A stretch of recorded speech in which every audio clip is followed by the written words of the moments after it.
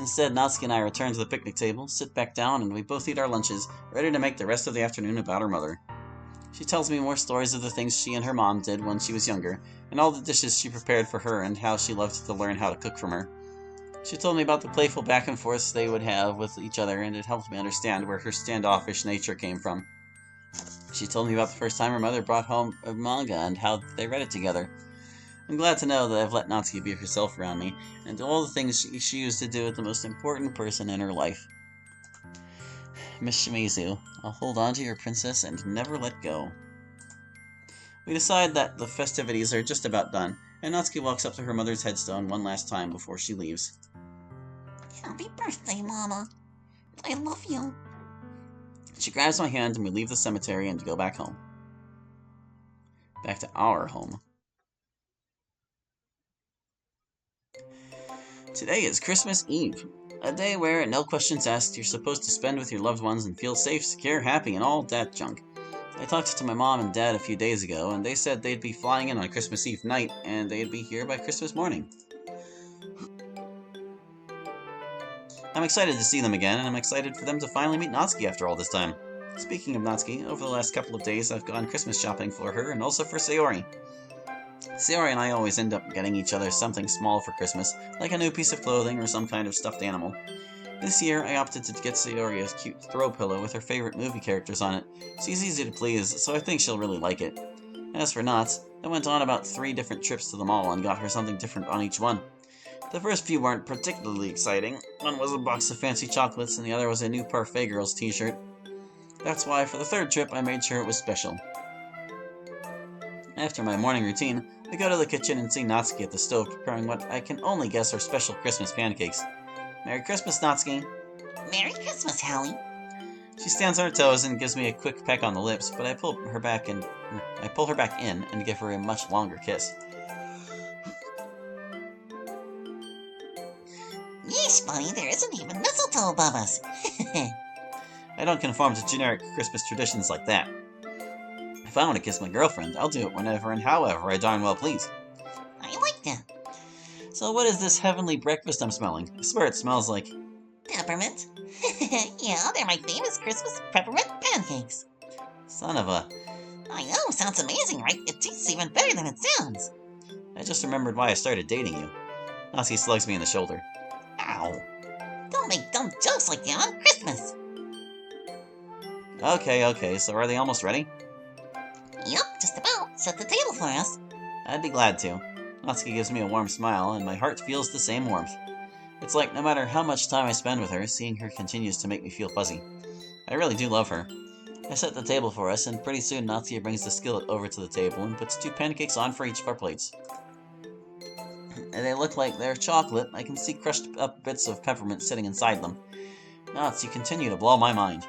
I prepare to start digging in before Natsuki interrupts me. Hold on. I need to have the final touches. Natsuki grabs what appears to be melted chocolate from the stove and then drizzles it on each of our pancakes. She then opens the pantry and pulls out a box of miniature gingerbread men. Well, when did we even get those? I told you I make shopping runs. Next, Natsuki takes a can of whipped cream from the fridge, then puts some on each of our pancake stacks. Finally, she opens the box of gingerbread men and carefully places one inside each dollop of whipped cream. Voila! You are an artist, Nuts. I know, you're free to start eating now. Hold on, before we do, let me take a picture. Okay.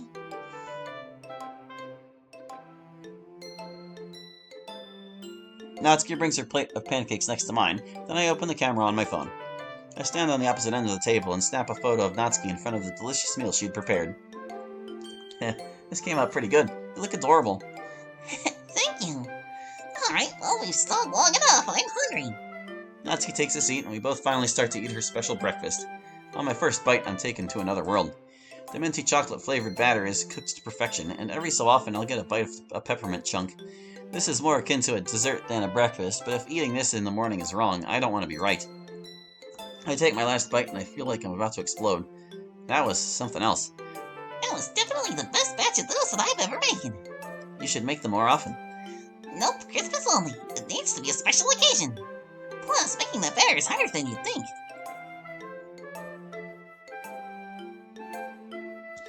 I guess you know more than me, but I won't rest until you make that on a day that isn't Christmas. Fine, I'll make them for you before Christmas next time. Really? Yeah, I'll make them on December 23rd. Oh, ha ha. We clean our dishes, then go over to the couch in the living room to cuddle. I still feel so good inside whenever I hold her close to me. Hey, Howie, Yeah? why don't we have a Christmas tree? We do. It's just in the basement. And why didn't we set it up? Are you scared of the basement, Howie? You don't know what's down there. You're such a baby. But, I guess it isn't a big deal. Glad you think so. Do you want to give each other our presents now? Natsuki blushes a little bit, but in a sort of shameful way. What's wrong? Well, it's nothing. Listen, I know you got a gift for Sayori, so you should go give that to her now. And I'll just go to your room for a little while. Just give me some time and go give Sayori her gift, okay? Wait, Nats. Don't worry about me, Howie. I promise I'm fine. I just need to be prepared. I'm not taking no for an answer here. Oh, well, alright, Nats. If you're sure, I'll be back soon, okay? Okay, have fun. Nats is extremely sus. Natsuki disappears into my bedroom, and I'm a little confused about her sense of urgency. Nonetheless, she didn't seem like she was really in any bad spirits, so I guess I'll roll with whatever she has planned. That in mind, I go behind the couch where I put Sayori's gift bag, and I grab it. Then I leave my house and walk towards Sayori's. She's the gift, isn't she? I knock on her door, then let myself in. Sayori, are you awake? Howie, it's that time already. Sure is. Yay, come upstairs. I walk up to her room and walk inside. The second I open the door, Sayori leaps at me and gives me a hug. Merry Christmas! Merry Christmas to you too, Sayori. We give each other a little squeeze then end the hug. Sayori looks at my right hand and sees the gift bag. The bag, Howie? Really? Where's the fun in that? Trust me, I tried wrapping it, but once you see what it is, you'll realize the bag was the better idea. Maybe you're right. Sayori then opens her closet and reaches around until she finds her gift to me. It looks weird. I can tell it's not something with a lot of density or shape, but she still decided to wrap it anyway. You dummy. Oh, never so well. You'll be presents for the win. I've missed Christmas time, Sayori. And I miss Christmas time, Howie. Do you want to open yours first? Yes, gimme. Sayori pretty much snatches the bag out of my hands, and I can't help but chuckle. She reaches into it and pulls out the pillow, celebrating her favorite movie. Ah! Howie, this is the cutest thing ever. Thank you. Sayori hugs the pillow to her chest. You're welcome, Sayori. When we watched it recently, it gave me the idea. I'm glad you like it. You're so thoughtful. Well, I guess it's time for you to open mine. Sayori hands me the abominable attempt at a gift wrapping, and I laugh at her. It doesn't even keep its shape in my hand. I really hope this gift makes me forget about this wrapping job. Just open it, you meanie. I tear it open, and I see a white puffball. I grab it, then pull it out, and see it's a Santa hat. I'm a little confused at first as to why she'd give me this, but then I look at the rim of the hat and see something sewn into it. It says, Sayori's BFF. Oh my goodness, Sayori, this is the sweetest thing. I'll always treasure this. I'm glad you like it. But turn it around, there's some more. I do so and see another message sewn into the hat. Natsuki's man. I smile a great big smile and look at Sayori. I wanted to celebrate you two being so happy together. This felt like a good way to do it. You're so much more thoughtful than I am, Sayori. Thank you so much. Oh, stop. Don't say that. I'm lucky to have you as a friend. And I'm lucky to have you as a friend. Sayori and I hug and tell each other Merry Christmas one more time before I leave her house. I return to my home and call out for my girlfriend. Natsuki, I'm back. I'm in the bedroom. I walk in and see that nothing's really changed. Natsuki's sitting on the bed and smiles when she sees me. I'm wearing the hat Sayori gave me, and she sees the message she wrote. Sayori's the sweetest girl I've ever known. She's pretty awesome, isn't she? Yeah. So you have some gifts for me, right? Yes, I do. I go to the closet in the hallway briefly, then return with two items, a bag with the chocolates and the t-shirt, and a massive yellow flat wrapped box containing the other gift. Natsuki sits up, looking very excited to see what's inside. I first hand her the bag, and she reaches inside and examines the chocolates in the shirt. Ah, this shirt is so cute. Awesome. That's the word I was gonna say, nothing else. Uh-huh. Shut it, dummy. These chocolates look like they give her a lot of money. It's okay, I'm sure they were worth it. At least I freaking hope so. Thank you so much. So, can I have the last one? Of course, I'm really excited for you to see this.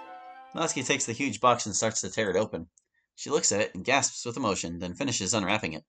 It's a big 3-foot by 4-foot wooden photo of Natsuki and her mother. It's the same picture that was on her mom's headstone. Hallie, this is unbelievable. I love this so much. I love you so much.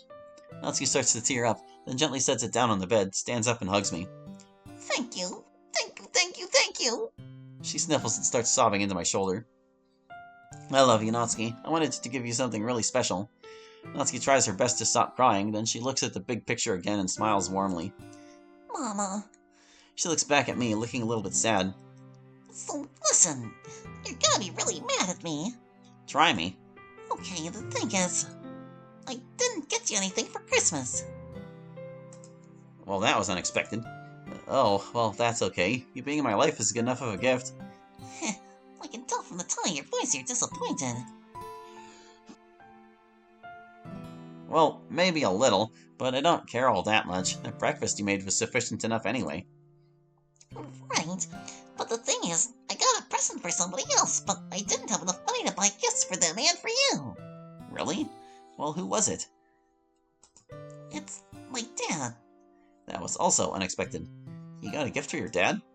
Yeah, are you mad? No, Natsuki, not at all. In fact, I'm proud of you. Taking steps toward forgiving your dad takes a lot of strength. Your mom would be so proud of you. Natsuki starts welling up again, but wipes her soon-to-be tears away. Thank you. I was planning on going to my old house for the first time since he kicked me out, and I guess leave the present on his porch. I'm still not ready to forgive him to his face, but I still wanted to have it. Do you think you could come with me to drop this off? I'm nervous to do it by myself. Of course I will. We can go whenever you're ready. I think right now is a good time. Natsuki and I prepare to go drop this present off at her dad's house.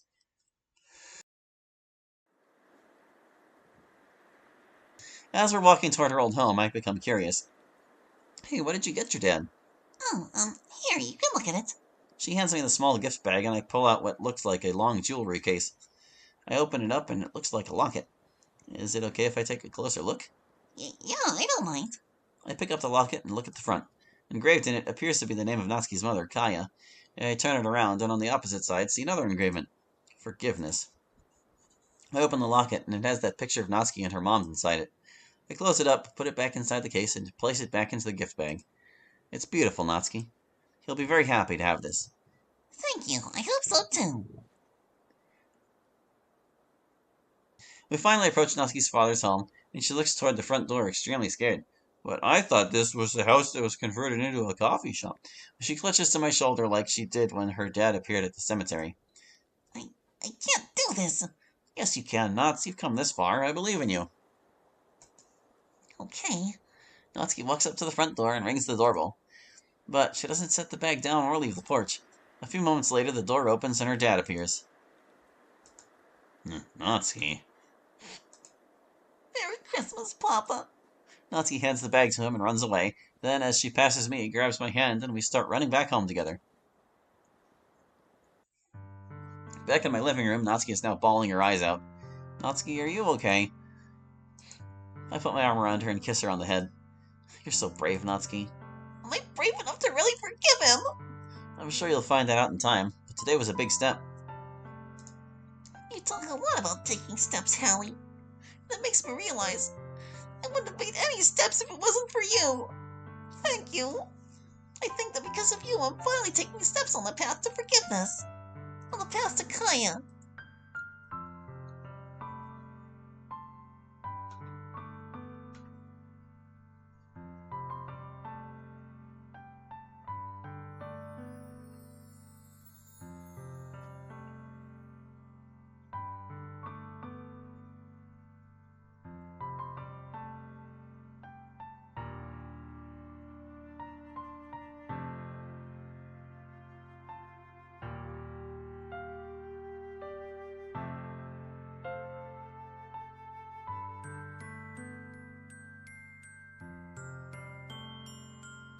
Thanks for playing DDLC's over again, Monster Rats.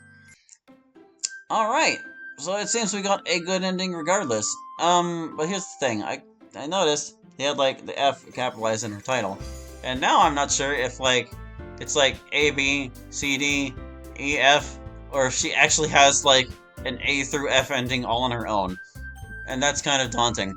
But I guess what the very least we could do is like take it from the top and try different choices. Wait, no, not that one. This one. We're gonna load this guy. Um, and is the style gonna be the same? Yeah, we're good. It's the same. All right. So sussing out the bad ending for this one is going to take more work, apparently. It did seem like some of the things, like some of these choices, were meant to kind of be like ambiguous. Like, do you just go with her because you can, or do you do the right thing? I don't know. Let's pick the right thing here. Well, for the record, I think cupcakes are better. Ah, see? Even Hallie thinks so. Oh, maybe you're right, though. Well, it's not like what I think matters. That's not the point, Natsuki. And then the festival stuff. I think I'll just let this skip right up to the next choice. Save it there and pick up again next time. Because once we get a different ending for Natsuki, it should be more obvious whether there are actually that many endings or not. I'll be kind of annoyed if there are, because there are a lot of choices on this route, and like, I'm not sure how we would get much different outcomes than that. Unless the story takes like wildly different paths, depending. Alright, yeah, so there was this one, and last time we scolded her, instead of just giving her the poem. But yeah, we'll just drop a save here.